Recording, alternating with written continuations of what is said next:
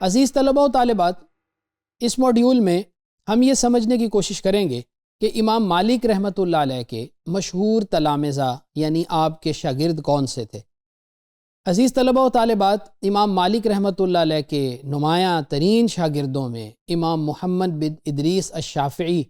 رحمۃ اللہ علیہ شامل ہیں، جو خود پھر ایک مستقل مکتبہ فقہ کے بانی، فقہ شافعی کے بانی ہوئے۔ وہ امام مالک رحمۃ اللہ علیہ کے عزیز ترین شاگردوں میں شامل تھے۔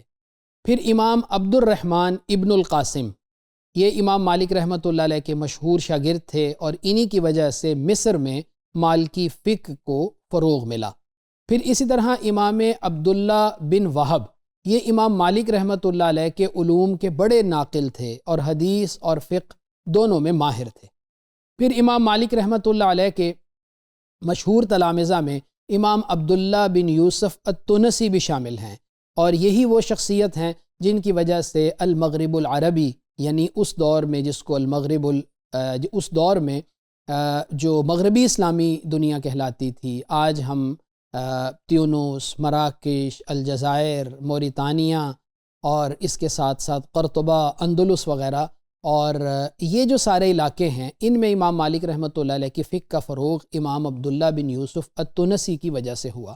امام اشہب بن عبد العزیز، یہ فقہ مالکی کے اصول و فروع کے مدون ہیں، انہی کی وجہ سے فقہ مالکی کے اصول بھی مدون ہوئے اور اصول بھی مدون ہوئے۔ پھر مؤطا، جو آپ کی مشہور کتاب ہے، جس کا آپ ساری زندگی درس دیتے رہے، اور جس کا درس سننے کے لیے اور آپ سے مؤطا کی احادیث کو حاصل کرنے کے لیے پوری دنیا کے طلباء کھچے کھچے مدینہ منورہ آتے تھے، آپ کی اس کتاب کی روایت میں جو مختلف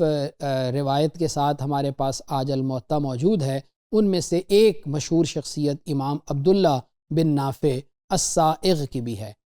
تو امام مالک رحمۃ اللہ علیہ کے ان شاگردوں نے امام مالک رحمۃ اللہ علیہ کی فقہ کی خوب خدمت کی۔ امام مالک رحمۃ اللہ علیہ کی حدیث اور فقہ کو ان شاگردوں نے عام کیا۔ مصر میں گئے ان کے شاگرد المغرب العربی میں گئے، حجاز میں ان کے شاگرد موجود تھے، وہ جہاں جہاں گئے فقہ مالکی کو ساتھ لے کے گئے۔ امام مالک رحمۃ اللہ علیہ کی حدیث اور فقہ دونوں کو وہ ساتھ لے کے گئے۔ مختلف ممالک میں فقہ مالکی کی بنیاد رکھی گئی، اور پھر ان حضرات نے جہاں جہاں یہ پہنچے وہاں علمی اور تدریسی مراکز قائم کیے،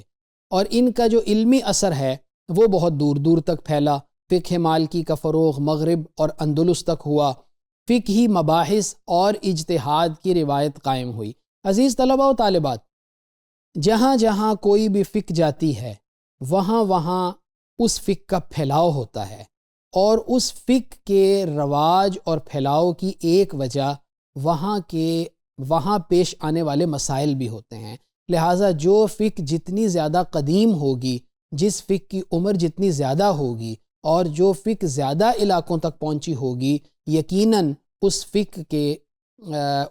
کے جو ماہرین ہیں یا علماء ہیں، وہ لوگوں کے مسائل کو حل کرنے کے لیے فقہی روایت اور فتوے کی روایت اور اجتہاد کی روایت کو لازماً آگے بڑھائیں گے، جس کی وجہ سے وہ فقہ رچ ہوتی چلی جائے گی، اور اس میں خوب مسائل کا حل ہمیں ملے گا، اور اصول اجتہاد بھی ہمیں میچور شکل میں ملیں گے۔ امام مالک رحمۃ اللہ علیہ کی جو فکر تھی، اس کا تسلسل ان کے شاگردوں نے برقرار رکھا کہ ایک طرف مصالح مرسلہ اور دوسری طرف سد الذرائع، ایک طرف عرف و عادت ہیں اور دوسری طرف قیاس کا استعمال ہے۔ تو گویا ایک معتدل استعمال ہے کہ جہاں